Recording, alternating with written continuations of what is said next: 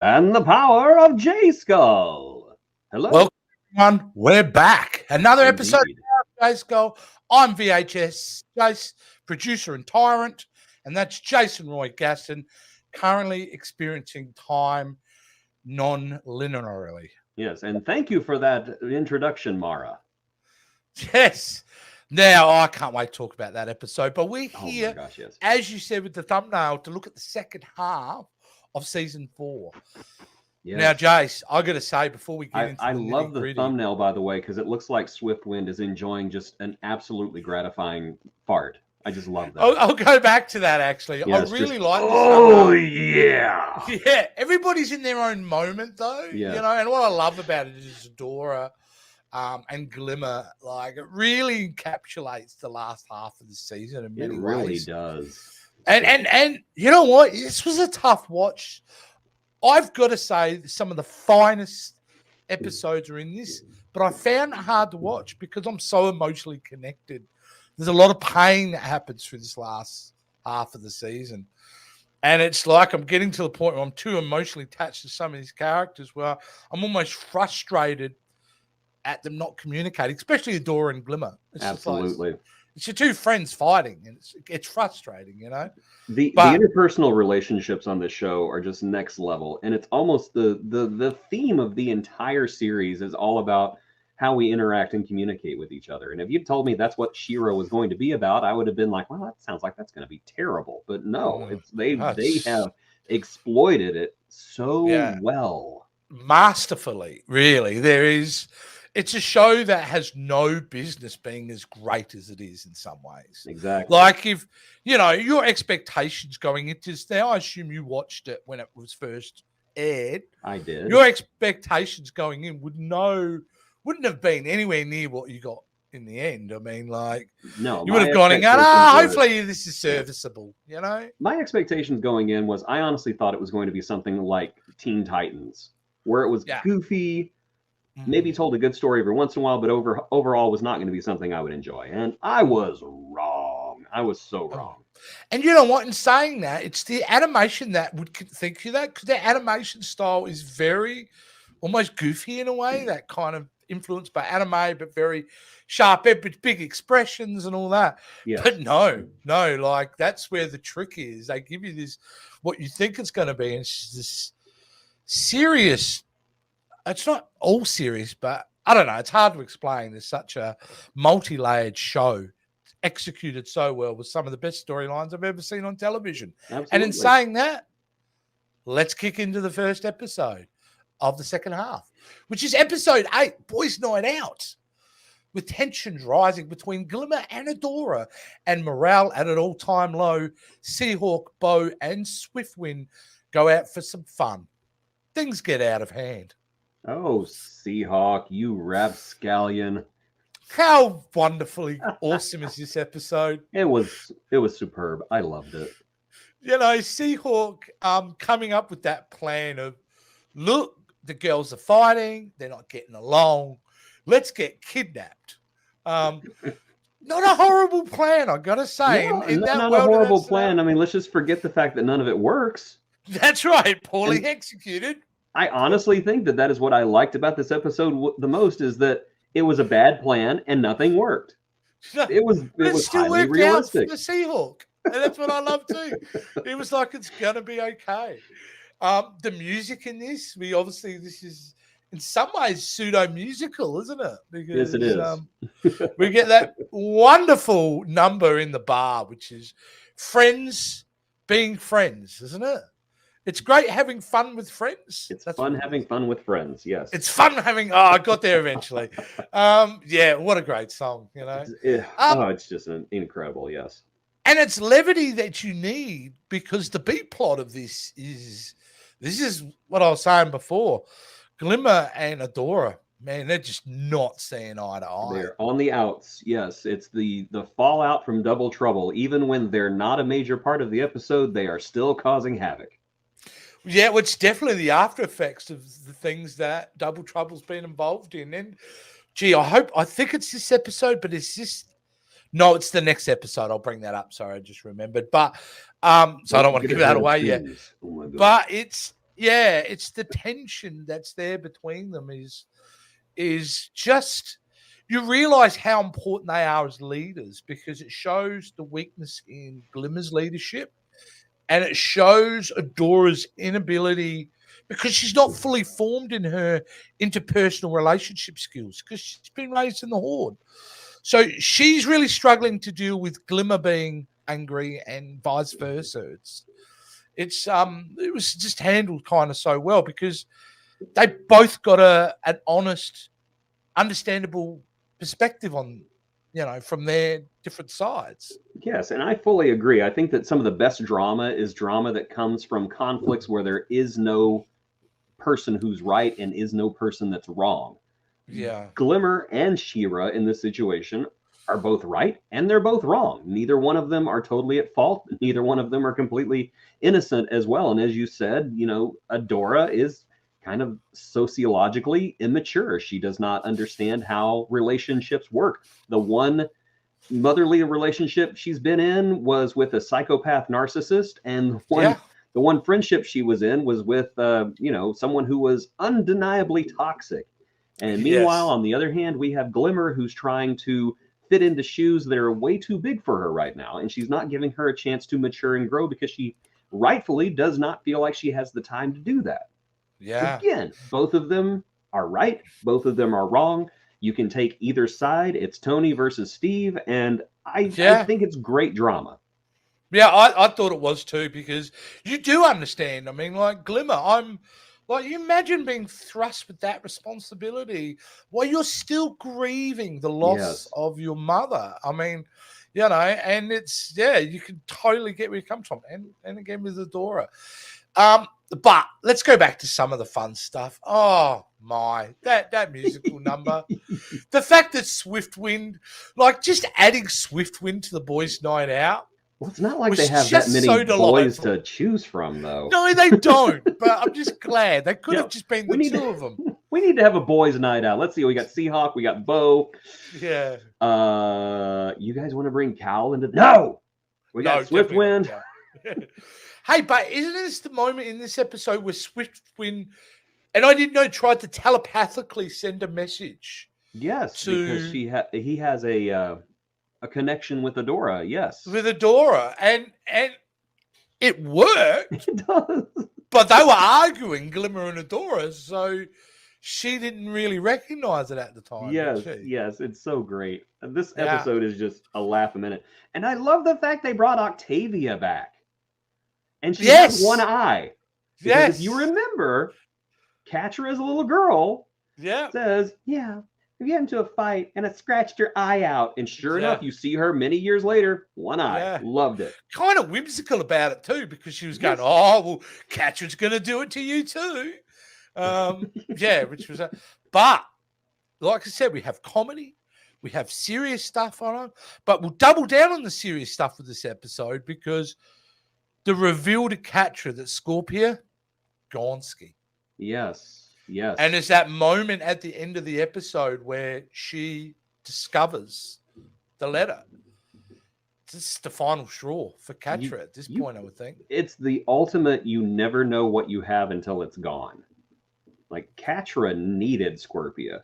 She needed her to keep her from completely, pardon the phrase, falling to the dark side. Now Scorpia's gone, Catra has nobody. It's, all bets are off. Yeah, all bets are off. So it was quite a lot for what I look back and think, oh, that's a funny episode. A lot of dark stuff and a lot of setup for the second half is happening in this episode. So again, what a fantastic, I mean, look, I'm just going to lay that back. I have no issues with any of these episodes. This is going to be a total love fest for me. And I don't apologize for it. I don't feel bad about it. When it's great, it's great. And like I said, I had problems emotionally because I worry about these characters and their relationships. But this is brilliant stuff. Absolutely. Before we move on to the next episode, though, we got to talk about Mermista. Because I thought Mermista was fantastic in this episode. Because she went through an entire streak of grieving, depression, anger, And then it was Mermista realizing that the person that she didn't know she needed was in trouble is what got her out of her funk and was like, the boys need us. You're so right for bringing that up because I thought that was the next episode, but it's not. It's this episode. It's this one. Yep. And I love the moment when she's like, oh, those two are fighting again, whatever. And she just sinks into the water. I just love that. And you know she's struggling. But yes, she needed the moment of. See, this is where Seahawk's a lot smarter than people give him credit for. He knew what would activate Mermista and get her back involved, him being kidnapped. And it's exactly what happened. And the moment when they're fighting and she busts open the door and grabs them and go, we've got to go and save the boys. It's Zero time. Yes, absolutely. And then she gets her great little rock version of the number. Oh my gosh, yes. Yeah, which was awesome. Which was really, I'm glad you stopped me there because Mermista, absolutely wonderful. Yeah, she goes for an entire journey in this little episode. I did enjoy the whole, oh good, more ice cream because I'm the princess of ice cream now. I don't know. Did she eat all? Did she make a comment later in the episode that she'd eaten all their ice cream? Probably, yeah. We have to go save Seahawk because I've eaten all the ice cream. Ice cream, yeah. And you know, I get it. I get it. It's I get it. I get it. It's ice cream. How can you argue? You know. I'm glad you stopped me. So let's move on to episode 9, which is episode 9, Hero. Raz confuses the past and the present and has trouble telling Mara and Adora apart. But Adora desperately needs her help. It's a very simple synopsis for what is one of the most brilliantly written episodes. Now, with that, it is saying, now there's two ways to look at it. Like, for me, it's not her memory. Are we seeing this episode from her perspective, her memory perspective? Or is she literally, her soul, her essence is moving back and forward in time? I believe that she is moving back and forward through time. I believe she's experiencing these events non-linearly. And I think that if you go back and you watch the first episode that she showed up in, it explains so much because she's there and then she's not, and then she's there and then she's not. And I honestly think that the way that they reinvented Raz from being this annoying old woman with a broom in the original series to this mystical, I don't know, almost like crazed woman who has the burden. Yeah, is actually not crazed. You feel bad for her because what kind of a life is that? She's constantly it's shifting, phasing back and forward. It gave me a little bit of All Good Things vibe, a little bit. Yeah, just a little bit. Very much so. But what's so brilliant about it is, like in the first time I saw it, I just wrote it off, oh, she's a senile old woman. You know, they're playing this for comedy's sake. But the fact that, no, there's a whole reason for it. Yes. And, you know, her job is to facilitate the connection between Mara and Adora. Is that her purpose? To help save the planet, and she knows she's got to somehow connect these two together. That's why I feel like the pie represents, in a way, of that kind of, to the point where she goes, Mara needs your help. And she says it later on in the episode. The pie represents that, I think. Anyway, that's my guess from it. But I'm thinking to myself, how hard was this to structurally put together in the writer's room? Oh, it must have been a nightmare. It's very easy to follow. Yes. And it shouldn't be, because it's dealing with such a concept, conceptually, difficult subject to sometimes deal with, shifting back and forward in time and making it understandable. But it was brilliantly executed. It was so well done. Could you imagine starting to make a pie and then you blink and it's 1,000 years later and the pie's gone and your house is wrecked? Yeah. There was that one little shot with the pie, which she'd made the pie, right? And it was Adora, and this later on in the episode. And then it phases 1,000 years backwards, and Mara's standing there. And she looks, and the pie's gone. And it felt for me when I first saw that moment, I don't know, my heart dropped for that woman in that point. Well, she had this look of just confusion on her face. Yeah. And, you know, maybe she is a little, maybe this has driven her a little mad. But Yeah. I kind of get the feeling like even Raz doesn't even understand what's going on. No. You know, maybe it was a spell that she did in her youth that just didn't work right. Yeah. I honestly have no idea. But you're right. This episode is a master class in storytelling. It is. But I feel like she's burdened with the guilt too and sadness. Yes. And there's a lot going on emotionally with her. And it's just, if you can watch this episode and walk out without having the utmost respect for that character, I don't know how you do that, because I watched it and went, just tipped my hat to Raz as you know, one of the most core important characters in the entire series. Absolutely. And just, you know, that's her life. And I don't know at the end of this whether she's still going through it or not, or it's over for her. Yeah, you know, and also to me, this is a brilliant retcon. I don't know if I'm assuming they knew at the very beginning what Raz's story was, but not only does this episode retcon Raz and just completely recontextualize every scene she's been in, it also retcons Mara, because up until this point, we've been told that Mara went crazy. Yeah. And then we see, oh no, that was not the case at all. She didn't go crazy. She went sane. Yeah. And she realized that she was life.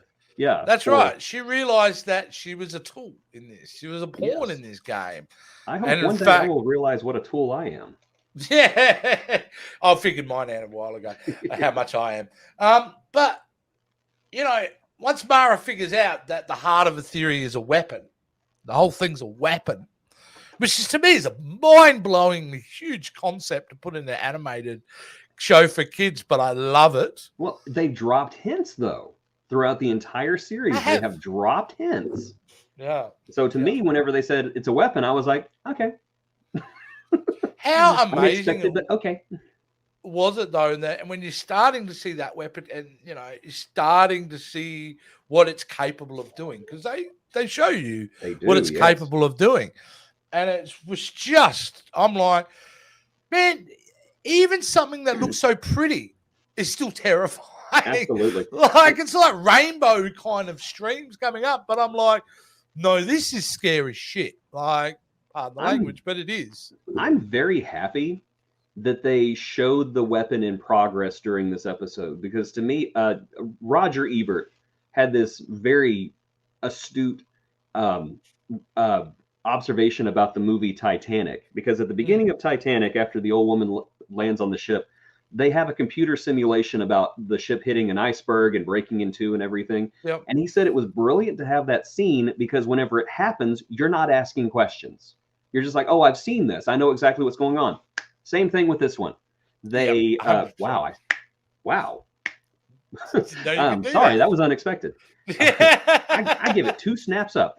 2 snaps up. They do the same thing in this episode. They show you the weapon in progress, so you have your questions here. So later on, spoiler alert, whenever the weapon goes off again, you're not sitting there going, what, why, what? No. You're just enjoying the drama. So this was exactly. And later on, it's smart they done that, because it's really on the characters you want to focus at that point when it does come back. Yeah. But we'll get into that. But the fact of the other thing was, we get to know that what happened to the planet from a galactic point of view. Yes. That was Mara desperate, took him out of the universe, which I love. And the fact that Mara warns Adora not to trust Light Hope. It's a big thing. Yes. You know what I mean? Now the dynamic has completely changed, you know? And Adora, again, man, like, if it's not one thing, it's another with this girl. She has got so much to deal with all the time. She's fighting with her best friend. You know, they're losing the war. And now the one person she's had to go in and trust, Light Hope, she can't trust her now. It's crazy stuff. It's the power dynamics. That's another thing the show likes to play with, is power dynamics. And so far, we've only seen it on the Horde side, and now we're starting to see it on the Rebellion side, is that they can change in a second. And I also have to say, I enjoyed the little moment where Raz bursts into Mara's old spaceship, and Bo says, "Whoa, who is this?" And I'm like, we're 4 seasons in, and Bo has actually never met Raz. Yeah, because he's under And I'm the just he's like, under the what? thing working away. Yeah. Yeah, I'm just like, what a great piece of continuity right there. Something that honestly that we didn't need. You know, he could have came. Whoa, what's she doing here? No, it's just, who is this? Yeah. Oh yeah, Bo's never met her. Yeah, 100% right. 100% right. It's just funny because you have a show with a gigantic cast like this, and sometimes you forget some people have never met other people. Scorpia doesn't know Raz exists. No, not at all. And Not at all. As an old school She-Ra fan from the 80s, I so very much enjoyed Lookie's cameo. Okay. Yes. When was that? Lookie has a cameo because at one point she says, "I'm on to you, Lookie," and it shows a shot of the forest canopy, and the canopy makes the shape of Lookie. Wow, And I didn't pick that up. I'll have to watch that again. So much. Well, that's such a fine detail that Yeah. is basically almost put in there for you. Because Absolutely. your It was generation in there for me and me yeah, only. for those parents who Heck with them kids. We're yeah, gonna do this for them 40-something-year-old men. that's right. who shouldn't be kids aren't watching gonna this go show back in the and watch first place. Filmation. Yes. I love it. And they did the same thing with Cow. Like Yes, Cow's stuffed just a animal. stuffed animal, but for us it's like, man, that Leo meme. Yeah. But yeah. It's that owl Jason hates. Yes. Hey, you wanted to challenge it. I don't think they've done it, but it would have been curious to see how they would have reimagined Cow if they Oh, did he would have use been it. like this. They would have heard like a from the Yeah. and he would have come down. He'd have like a spear. It's like, who goes there? I was hoping maybe it comes from a village of other cows, but they're actually they're actually murderous, like beings who just crave on human flesh. Wait, what happened? That's to why Steve I'm not a Huck? writer on the show. I have no idea. But keep the same color design. Oh, I absolutely. got to say though, before we move on for this episode, like I love the idea that Light Hope is programmed to no matter what get that thing going. Yes, because she is just a program. That's it. She's a program. She's a computer program. And it's a great way to readjust that because there's a personal relationship that Adora and Light Hope have developed, like Light Hope and Mara had. Mhm. Their bond was stronger, I would say, than Adora's and Light Hope's I would bond. say so, yes. So, you know, I just love the idea that we get to refocus. Yeah, Light Hope's a program, man. And that's what makes her so dangerous because there isn't, you know, any emotion around it whatsoever. That's what's in her program. That's what she needs to achieve. So it's very linear. And it's also not anything that's out of nowhere because we've seen the hints that there's something sinister going on with Light Hope. This is not like, what a twist. It's nothing that. Yeah. No. Oh, yes. I remember. There's something sus about this woman. Yeah. Yeah. So again, episode 9, I think it's my favorite and there's some fantastic episodes. That's why I'm struggling to say, but it's my favorite. But man, that episode really stood out for me. It's brilliant. This is a brilliant episode. Brilliantly written, brilliantly acted. Everything about it is just, I keep using the words next level, but it really is next level. Yeah, 100%. All right, episode 10 now. Fractures. The Princess Alliance is split on whether to use the magic at the heart of Etheria or try to destroy it. Scorpio arrives with a request for help. Now, this is the big thing here, the fact that Glimmer really wants to use that for their own purposes. Yes. And I don't agree with that at all in any way. Obviously, because we know more. But I really love that they're going, okay, now you might be on both of their sides, but here's where Glimmer's going too far. Yes. And that's what we see that she is. But she's being very, how you could say, guided in this episode. Manipulated. Yes, manipulated, very much so. And she's making this is where Shadow Weaver, again, excellent writing, because I'm thinking, Shadow Weaver's become a good guy. No, Shadow Weaver's No, doing what Shadow Weaver's doing best for herself. Shadow Weaver is a magical parasite, and she's just the only thing that she appears to be interested in at the moment is making sure that the person she's using as her host is strong, Yes. because it's all out of self-preservation. Yeah, she's tried to find the sharpest sword she Yes. could. Yes. Now, I the whole theory of using the web. I mean, I've just like my only issue with that is I kept almost screaming at the screen like Glimmer, like you know this is too good to be true. What are you basing your information off a person that you would have done anything to destroy a year before, and you're following her now? You've been. I just thought Glimmer was smart enough, too smart to be, at this point manipulated by Shadow Weaver. But it is what it is, and then, it's out of desperation at this point. Because honestly, yeah, I suppose that's yourself the in point, Glimmer's isn't it? shoes. She's newly appointed queen. She has all this expectation. They're losing the war, and then all of a sudden, somebody puts an earworm. Hey, you know what? This could be used as a weapon for your side. I mean, you can understand where she comes from. Absolutely. It's too far. It's a bad plan, but you can understand why she has the plan at least. Is this the episode where she in the hallway? I think it actually might have been the early episode, but that horrible line was like, everything's been worse since you've been here, including accusing Adora of being responsible for her mother's death. Yes. And realizing instantly that she said the wrong thing and then try to stop that. That was in the episode right when the Mister comes out right at that moment. But yeah, it's that kind of conversations which has led Glimmer to make desperate choices. And at least I like that Adora is not on her own with this. Bo is on her side too. Her and Bo are trying to say, look, man, Mara just said it's going to mess everything up, So it's not like one-on-one now. Like, not that I like pulling up, but the fact that at least Adora's got somebody else going like, she's not lying, she's not exaggerating. This is what it's at stake. Yeah, but it also serves to further isolate Glimmer and push her closer to Shadow Weaver, which it's Game of Thrones dynamics here. It really is with less nudity.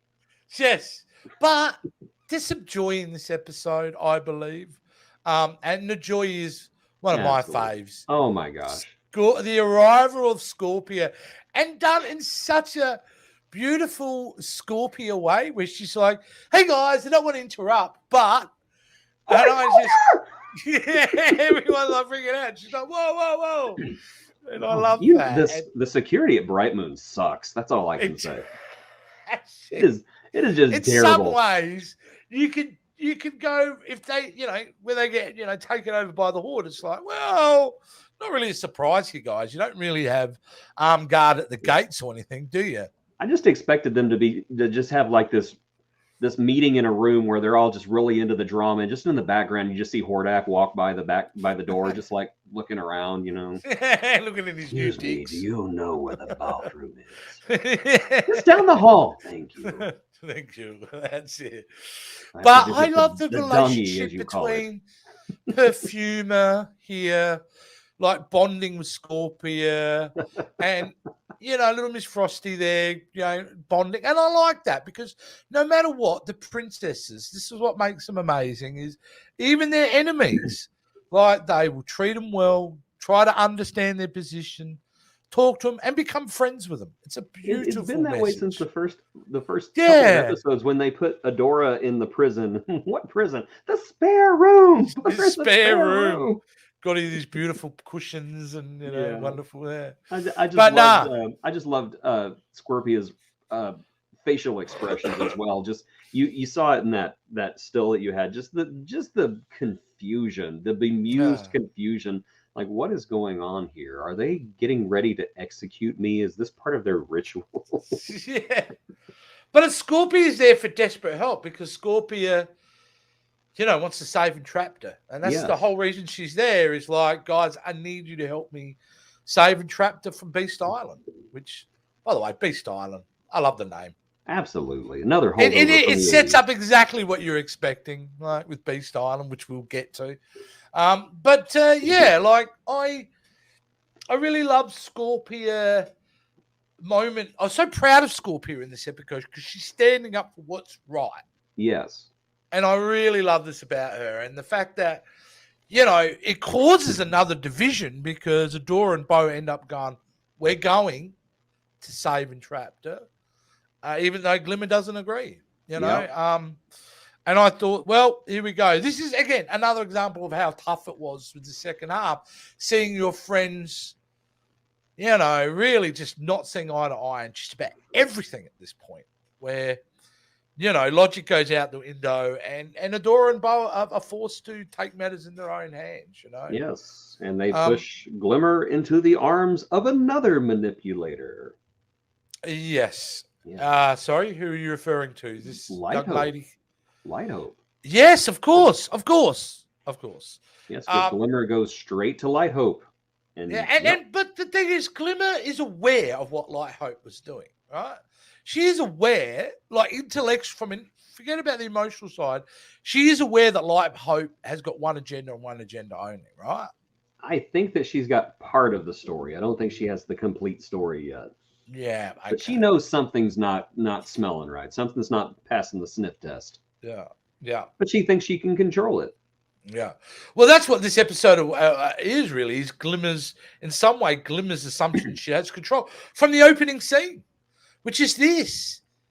Her controlling more magic, when she's got that conversation with Double such Trouble. A great scene with Double Trouble. Even with the truth. Yeah. Even whenever they are behind bars, they are in complete control of everything. I can't cry on cue.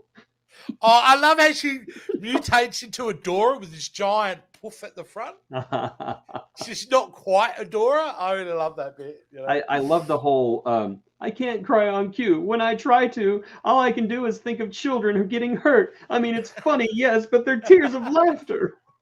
Just like, I love you so much. Jeez, they are. That's my best, sense of humor right there. Yeah, absolutely.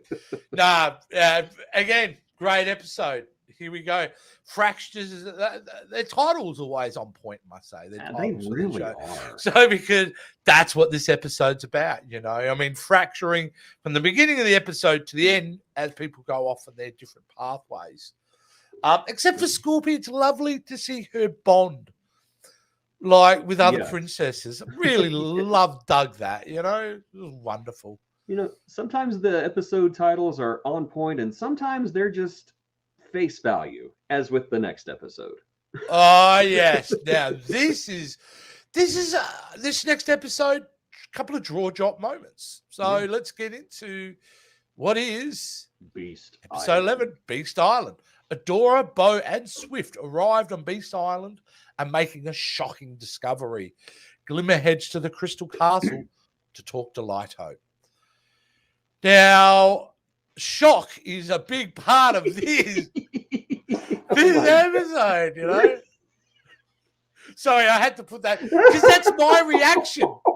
That's what I was doing when that moment come up in the episode. You pick the greatest screen grabs for these episodes. That's just amazing. I just love that. But it is, I mean, that's obviously from the beginning episode and not really tied into, but let's just get into it.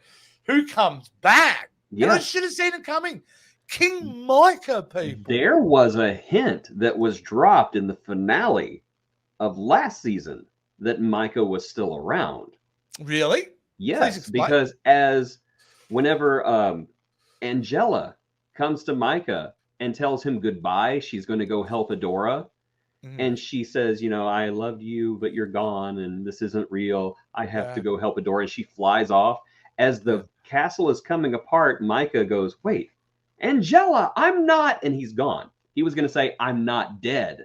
Oh, yes. Oh, here we go. Another jaw drop moment. Oh, yes. Wow. I'm going to go back and watch that now. That's amazing. I mean, it was just there. Like I said, there's so much foreshadowing in these episodes that, it's a show that honestly, I don't want to say it demands to be seen more than just once so you can catch all the subtle hints. I don't know what I know the show was made after the sequels of Star Wars, but holy moly, the people at Bad Robot JJ would have learned a lot out of structure if they'd actually watched the show, because this is how They you would have do it. learned This a is lot how of you. structure if they just watched the prequels. Yes. One day, this channel, even though it's completely different, one day this channel is going to do a deep dive on that, and I think it's, Yes. it's probably the show where people will stand up and walk off and get grumpy. But anyway, I want to talk The Last about this. Jedi is the best of the sequels. That's where we don't argue, but this is where the others hate on us. That's fine. That's you know problem. What? It's because y'all basic. Yeah. Look at us. I We don't want to get mature into Star it. Wars. We want mature Star Wars. Well, here's The Last Jedi and Andor. We're not going to watch that. Yeah, we're not going to watch We that. want more pew pew. Beast Stand by Island what is I appropriate said. for its name. I love the look of Beast Island.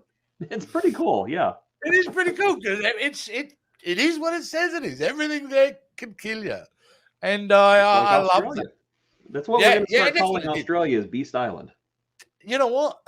That's probably why I liked it so much. Reminded me of home. Reminded me of my own backyard.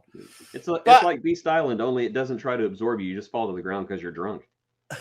You know what I was thinking when I was watching this episode, though, with King Micah, was how long did they really look for him? Like, there was no way he could communicate the outside world. Was there a search party sent out for him? Or what was Angelica's and Glimmer's impression of his death? What did they... I don't know. It's should be, I don't know. There's plenty of room for prequels, DreamWorks. Plenty of room for prequels. And sequels. I'll take either. But because quite honestly, and you know they have an answer though, dude. This isn't like, we forgot. The first ones were Eternians. The first ones turned Etheria into a weapon. The Eternians, He-Man's people did that. I want to know what happened. And I know that the rights are all messed up, but come on. They'll get them cleaned up. You know how these things go. They'll clean them up the rights. Everyone, they'll go on umbrella. They'll be able to sort that out. If Tobey Maguire and Andrew Garfield can show up in an MCU Spider-Man movie, by gosh, He-Man can show up in... Mate, I watched the trailer yesterday from a Batman from 1989 starring in a film in 2023. So. I hate that movie looks so good. I hate it. Yeah, me too, because of the stuff. This is where I'm going to kind of put aside the real life to what the movie is. I know. Anyway, still, I'm so upset that I'm going to see that movie. I'm so upset with myself, and I'm so upset with the universe. Me too. The fact that they're chasing after Entrapta and the discovery of finding her, I really dug. You know, she appears, and Entrapta in some ways is such a sensitive soul, but she's also oblivious at the same time around that, isn't she? Mm-hmm. So she comes with her normal enthusiasm of, "Hey guys, how you doing? Like, I'm gonna save you."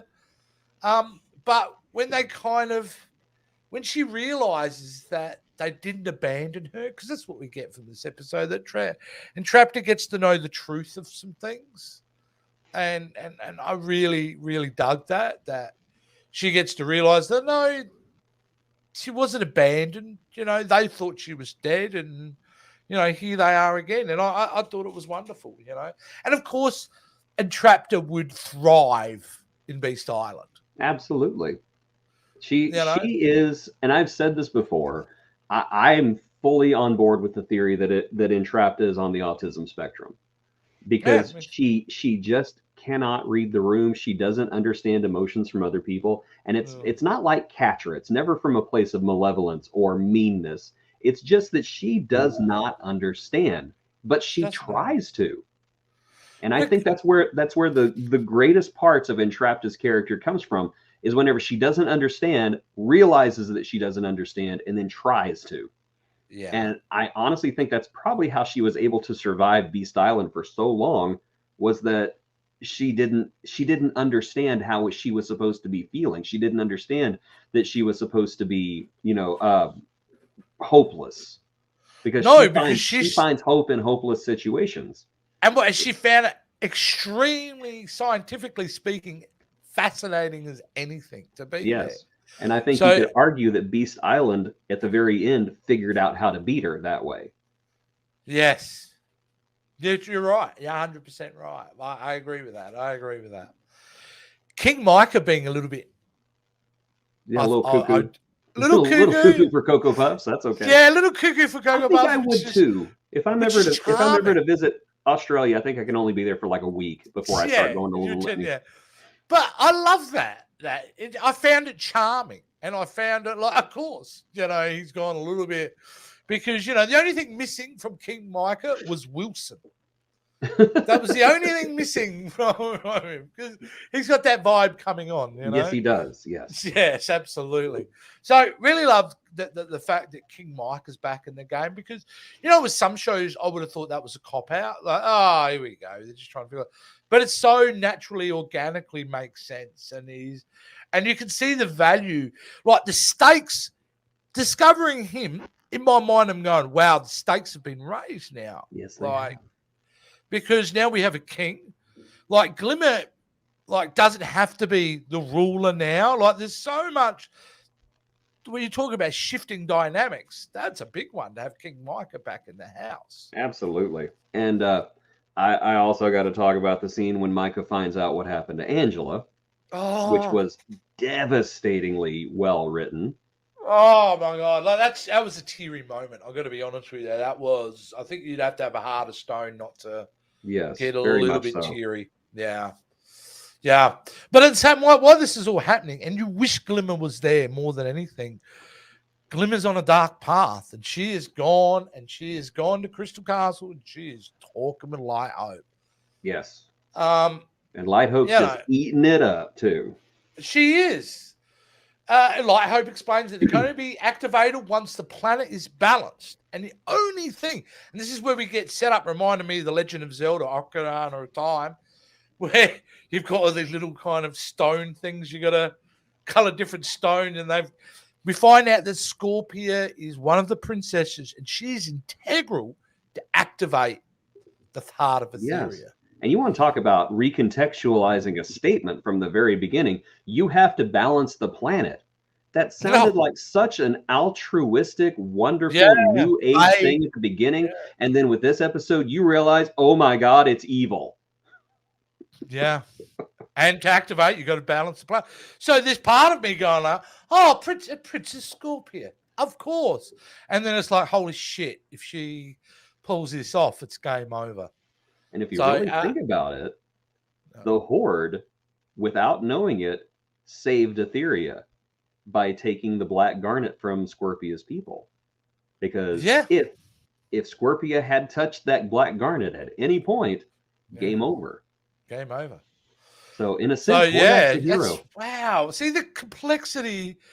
You've just thrown another level of complexity on it with that, with the thinking, well, in a way, the Horde have actually kept it going in a way. They've helped Etheria keep going. So a very dense, a very information heavy, I would say, episode that was really, really great to watch. Really love that one. Absolutely.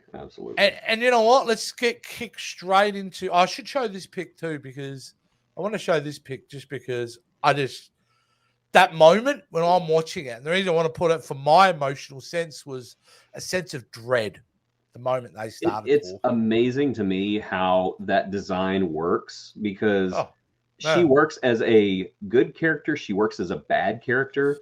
They didn't have to change a thing. They didn't have to darken her palette. It's the same Light Hope from the very beginning of the series, but everything is different. And I don't think that design is appreciated as much, because you see that malevolence in her design once you realize what's going on. You can shift both ways. Yes. Like that malevolence, a lot. The nasty part of it. Oh, okay. I'm sounding like Elmer Fudd now, where I have to regress back to a simpler word. Like Porky Pig. Porky Pig. Sorry, there you go. I'm not even getting the character right. Either way, I mean, for a long time, Light Hope seemed pure, good, for her design, but just her changing a few words and a slight expression change, that the evil side of her comes out pretty heavily. So, Absolutely. But we're going to get into what is essentially one long episode, but it's part 1 and part 2, and that is Destiny, the last 2 episodes of this season. Now, episode 12, Destiny part 1. Glimmer tries to convince Scorpia to reconnect with their runestone. On Beast Island, Entrapta reveals dire new details about the heart of Etheria.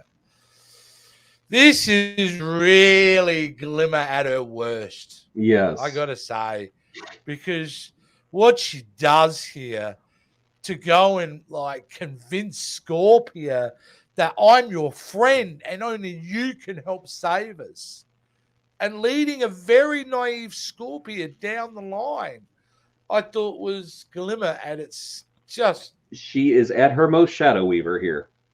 Yeah, and it, you know what? That's a fair statement to make. It's almost like Shadow Weaver has possessed her at this point.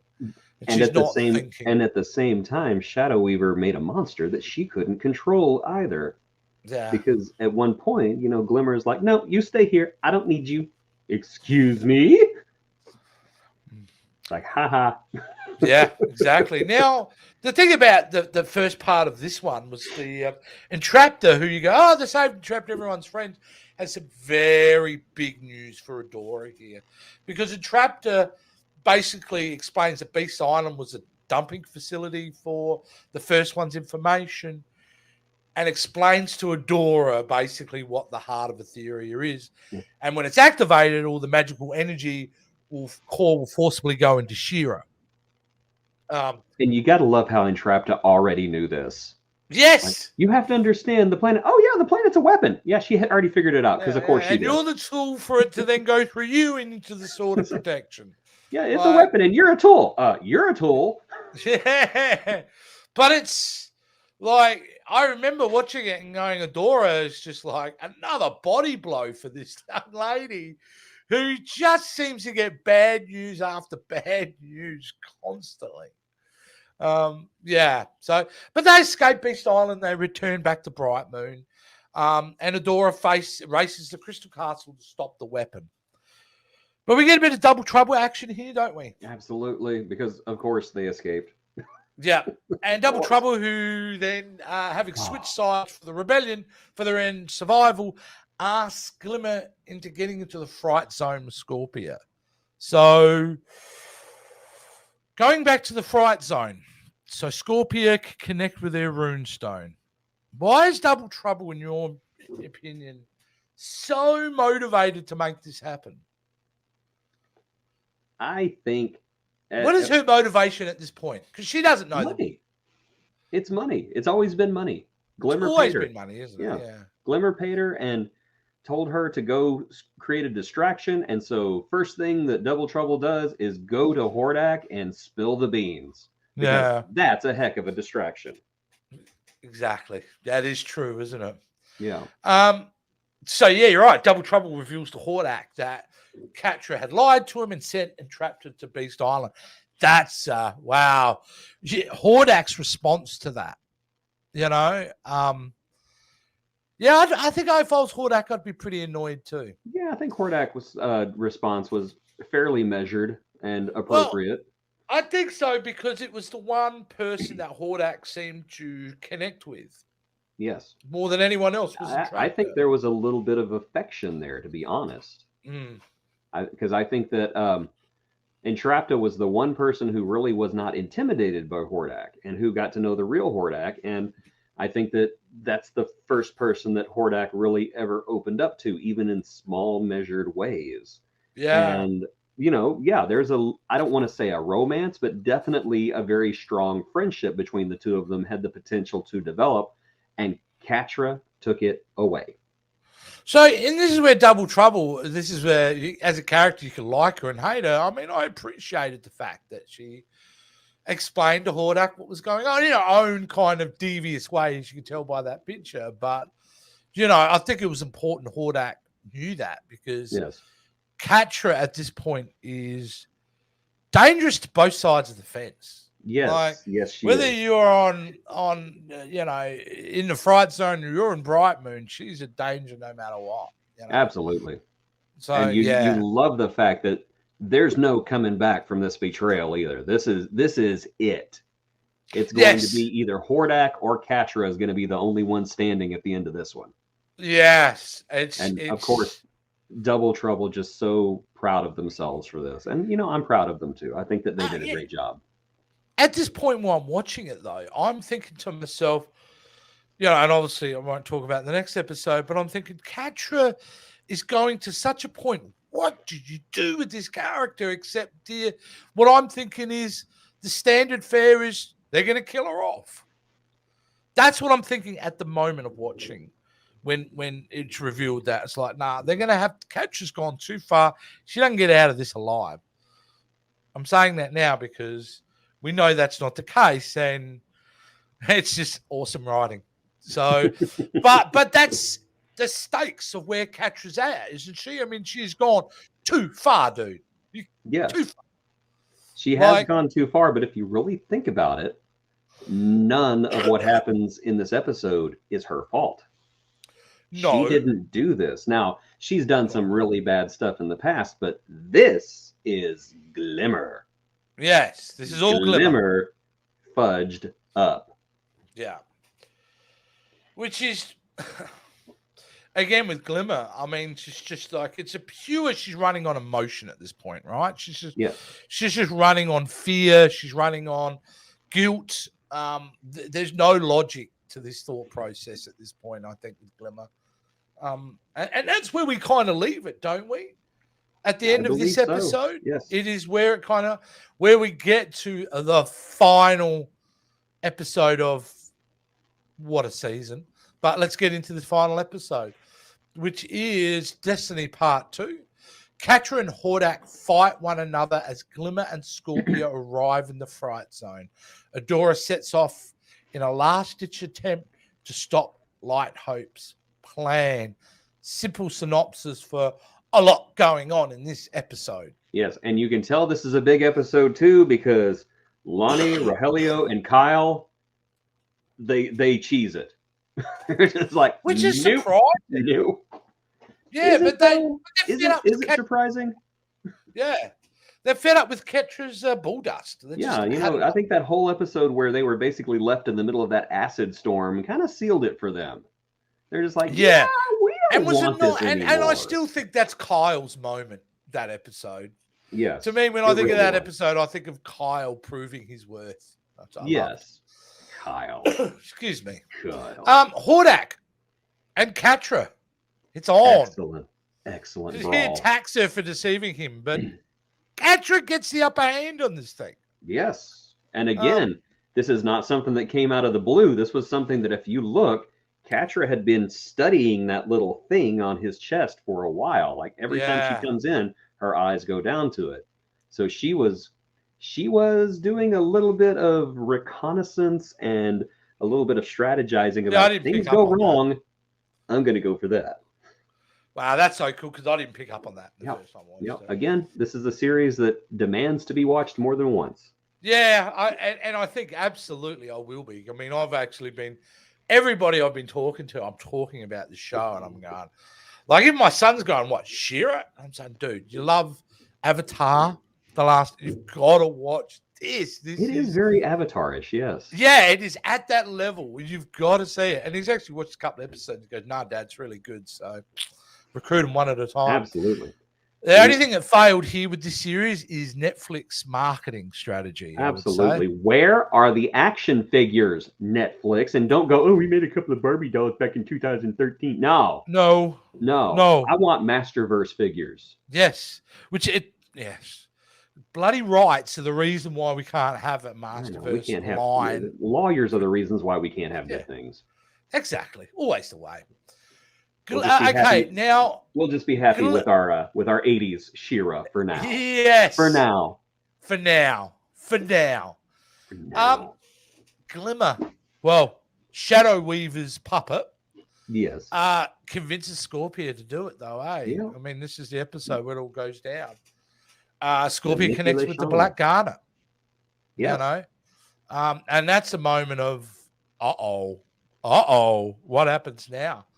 But my gosh, in the meantime, whenever she connected with the Black Garnet and was like just murking all of Hordak's troops left and right, Yeah, that was so much fun. it was. It was. And it was fun too to see a Scorpia realize how powerful she could be. Absolutely. I was rooting for Scorpia in that moment, which was really great. So, but yeah, I mean, really, good things. Scorpia deserves all the good things. A character that, oh man, really, how big a character was she in the original series of Filmation? Very. She was basically like third tier or Triclops, kind of this idiot in the background. Yeah, maybe get a line here physically or there. Unintimidating, just very skinny. Yeah, just not an impressive character. No, and it's the writing and Lauren Asher's performance as the voice of Scorpia. It just makes it work on a different level, But really, this episode, what's called this episode, is Adora and a race against time, trying to stop Light Hope from getting more and more desperate with each passing moment. You can just feel the tension in this episode, and it's edge of the seat stuff. Yeah, like, and they do cram a lot into this episode. There's just so much happening. I think in some respects, this is a blink and you'll miss it kind of thing. You really have to be on the ball with this episode to catch everything. Light Hope does it anyway, doesn't she? No matter what, she's going to complete her programming. Which, in a way, how else do you get around that? Because that's her full and only purpose. So it made sense that she got to fulfill her process. Yes. We needed to complete that storyline. And it's pretty crazy. But, I mean, it's hard with this episode because there's so much going on. You don't want to miss out on much. But really, when it comes down to it, it's Adora. She smashes the Sword of Protection to stop it. Yes. And that's kind of cutting away all this wonderful imagery. Adora. Don't do it, Adora. Do it, Adora. Do it, Adora. Yeah. But which kind of gives that tragic sense that maybe there was more to Light Hope than programming. Yeah. These moments here. Yeah. Very hard to watch. Oh, very hard to watch. Because Frost is like the kid sister that everybody loves. Yeah. That's why I chose that image, because I think that was the most emotionally striking and the most killing kids at this point. Yeah. I mean, it's pretty crazy stuff. So it's a powerful whole montage sequence of the planet starting to activate its weapon, and we're seeing our beloved characters being enveloped by it. I mean, they could have ended it there and it would have gone away. Go, wow. But there's so much more in this. Now, when she does that Sword of Protection, she smashes us and stops it, right? And clear me up if I'm saying anything wrong. But if I'm right, doesn't Light Hope thank her at the end? Yes. Yes, she does. Yeah. She basically says, thank you, because so in a way, what is that saying to you? That Light Hope realized what she was doing evil, but it doesn't matter. It's part of my programming. I must complete the mission. I don't think Light Hope had a choice. I don't think she wanted to do it, but she had to do it. And with that line of thanking her, that's being articulated by Light Hope, yes, and without actually coming out and saying it. Yeah. Yes. Which is really great. Meanwhile, Hordak, Glimmer, and Catra, they go bye-bye because we've got a massive Hordak ship, the Hordak Prime, arrive with the whole fleet. Excuse me, Big Brother shows up. And those three get sucked up to the main ship. Yes. And I'm kind of cutting towards, moving towards what is, wow, what a great scene we're coming up to, where Hordak meets Hordak Prime. Yes. Hordak's has only been on a quest for validation and acceptance, has he not? Yes, all he wants to do is to prove to Hordak Prime that he is worthy to stand by him. And that moment, that quest comes to a screeching halt in this scene. Absolutely. Like nothing he would have done would Yeah. have brought him what he was craving. Love the design of Hordak Prime. Love this scene especially. The way I have to say, I'm not a big fan of the eyes. The extra eyes. I don't care for them. I kind of like him. I kind of just had bizarre uniqueness to him. But the dressing down he gives. Yes, it was severe. Severe. So, and the fact you think it's over, isn't it? It's over. It's done. And reconditioned. Yep. I did like that term. Take him away to be reconditioned. I will say, Hordak Prime is suave. He's a slick person. Yeah, completely different personality than our Hordak. Also smart. And I'll say why he's smart, because most villains would have killed him. There's a waste of resources and information. No, we'll just reprogram him because we'll still have all his knowledge and all of his experience of what he's been doing on Etheria. So you kind of get both worlds, don't you? Because to me, recondition isn't wiping his memory out. It's just reprogramming him to be back in the cult. Yep, that's it. Yeah. Prime you could be the dude who mans the toilet. That's what you are. You're the guy who hands me the wet paper towel. Yeah. But if you got a question about Etheria, he'll be able to answer it. Oh, yeah. You know? Yeah. But this is where we see Catra, like 3-pointer from the 3-throw line. That's a sport reference. She comes in and saves him in a way, doesn't she? She does, yes. Convinces him to... she does more than save him. She saves everyone in a way. She does. So that makes Catra the hero in my book. That's a big call, dude. Yeah. That's a big call. I can't say you're wrong, but that's a hard pill to swallow, to be honest with you. It's a hard pill to swallow. But maybe she was the hero from that Raz episode that they were talking about in the title. I'm just saying. Now you're gonna break. I'm gonna start bleeding out of my nose. You're really gonna hate it next season when they turn it into Catra and She-Ra. No, I'm just kidding. They don't do that. That would. Catra and the Princesses of Power, featuring She-Ra. Or featuring Eudora, because there's no more She-Ra. Well, that's the thing I was going to bring up. The big thing is Eudora gives up being She-Ra. Yep, there's no more She-Ra. She-Ra dead. Is She-Ra dead? We have season 5, so I will question that. But at this point in watching this, I would say, wow. Yes. Like, no more She-Ra. It's over.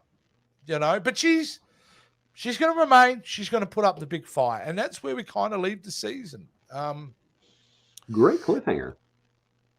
Hang on. Did I miss the point where the planet gets moved? Oh, yeah. They're not in Despondos anymore. They're in the universe now. And they all look up and see stars. What are those? Bo's looking up.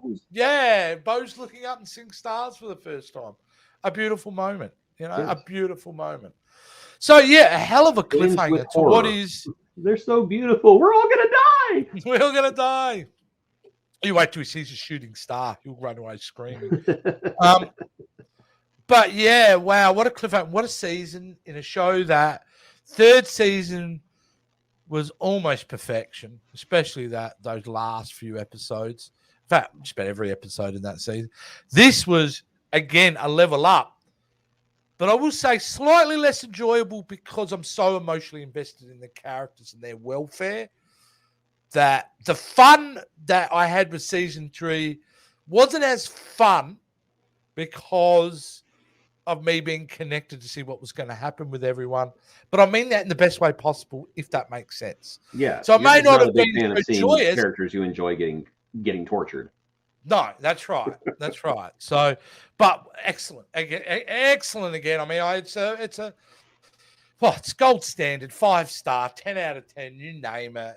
What a season! It's a show that completely delivers on all fronts. I don't know what else to say, Jace. You know, I am converted. I am part of the cult. I'm going to go around and get my own version of Ethereal Watchtower One of books us. and knocking on One people's of door. us. One Yeah. of us. 100%. 100%.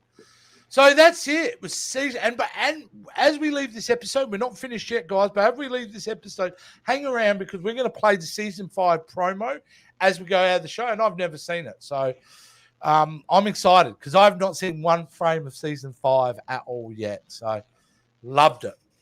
Now we get moved on to our segment where we got a cast. We've been responsible. We've been given hundreds of millions of dollars by the good people at Netflix to go and make a real-life She-Ra movie based on She-Ra the Princess of Power. We've got to do some casting, Jace. So it's time for casting call, and we're doing Bo this week. Absolutely. Why wouldn't we do Bo? Now, Bo Why is a tough not? one. Bo is the heart of this show. Bo is amazing, but He he's is. a tough guy to cast. He is. He is. But I think Because I've if you're got going the to cast Bo, perfect bloke, though. I think we both. I liked mine, and then I actually like yours more. But I think if we could mash our two together, we've got Bo. I really do. Because yeah. But would you like to go first, Jason? I would love to go first. So okay, talk about your choice. So in my opinion, Bo is a guy who wears his heart on his sleeve. He is a very wholesome, very genuine person, and an actor that I have noticed that carries all of these into every role that they seem to be in, no matter what, is Justice Smith. Yes. I think that he would make a magnificent Bo. I think he's a really talented actor. Was he in that Detective Pikachu, which I really He love? was in Detective Pikachu, yes, and Yeah. he's done.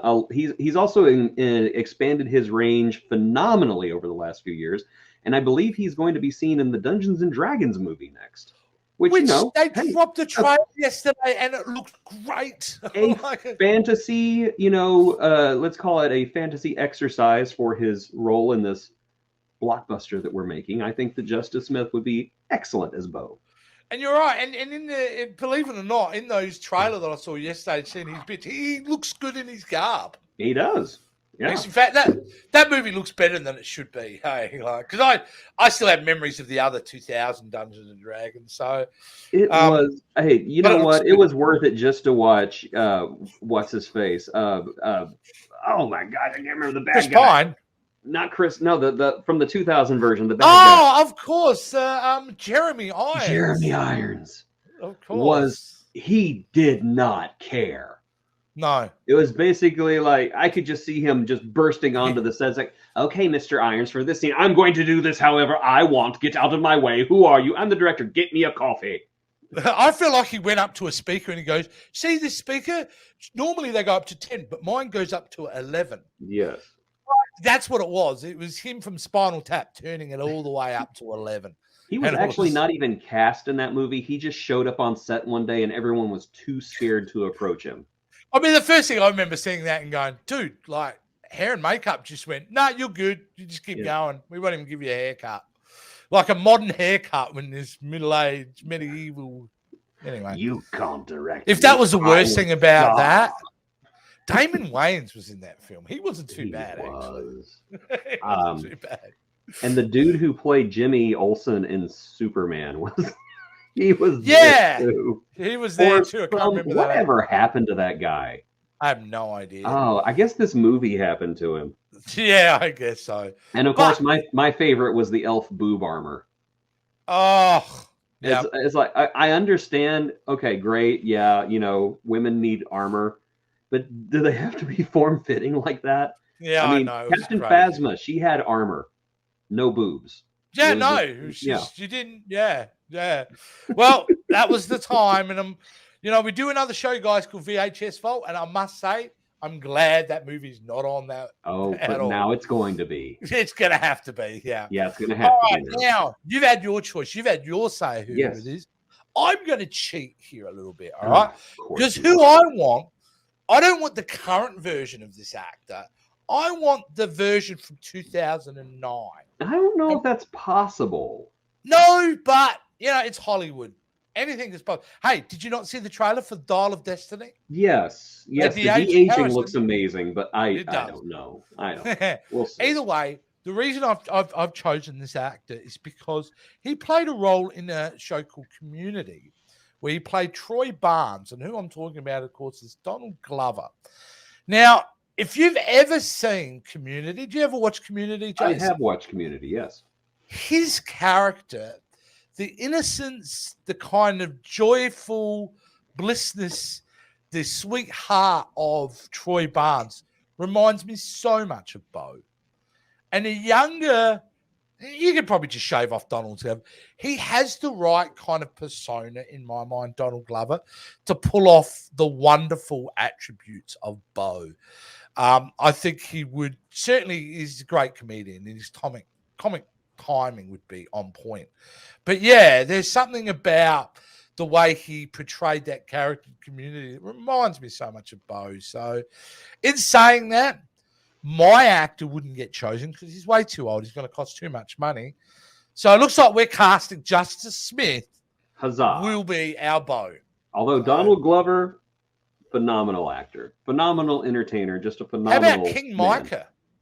I'm sorry, who? What about we cast him as King Micah? He could be King Micah. Yeah, I could see that. I could rock that for most sure. Definitely. Yeah. Absolutely. Or, he could always play one of Bo's dads, too. I mean, there's always that, which I don't know. Oh, of course. He would have had to have had Bo whenever he was like 6, but, well, it's Etheria. It's magic. Someone put in our comments from a previous episode on YouTube, and thank you for the comments, guys. And if you can remember to subscribe and like, if you're enjoying what you're watching, means a lot to us. Doesn't cost you a thing. Is someone put in the comments that Bo has 12 other brothers and sisters, 12 other brothers. Is that correct? I don't know if it's 12, but he mentioned that they have mentioned that he's got a whole heap of other brothers. I honestly don't remember that, but it sounds right. Sounds right. Sounds like a throwaway line. So there's a whole heap of guys out there that are brothers and that we haven't been introduced to with Bo. Again, more ammo for a sequel series. Absolutely. Or prequel series. Band of Bows. The title's there too. Yes. The title's there, Band of Bows. Maybe Tom Hanks and Spielberg can executive produce. Absolutely. We'll get the budget. Absolutely. Yeah. All right, guys. Well, that ends season 4. We could Cal in that series. Finally. We could. Playing what? Maybe do we? I don't know. They go across Etheria on a mission. He could be like the mascot who has to prove himself. Yeah. Would you like your arrows, Bo? Of course I do. Get out of my way. Maybe they save Cal because he's really the big bad guy out of everything. He's, Horde Prime. Everybody answers to someone, and Horde Prime answers to Cal. But then at the last minute, you find out Cal's not in charge. It's Loki. Hiding in plain sight the entire time. And it was foretold. I was hiding in plain sight the whole time. There's audience watching this now is probably so upset that we've said this. Throwing things at their computer screen as we speak. Now, we're going to finish the episode, mate. Skeletor, not available this week. He had something better to do. Something about invading, finally ruling, same crap with that guy. But he'll be back next episode. So instead, Jason, we are going to finish this episode by playing, once I find it, the season 5 trailer. Yes. Please, Netflix, we know you own full copyright out of this. Please don't copyright strike for this. We're trying to share the love for a show that you've delivered. So in saying that, Jason, they're going to do it anyway. They're going to do it anyway. They're going to do it anyway. Sign us out and we'll play the season 5 promo. You've been watching The Power of J Skull. Thank you so much.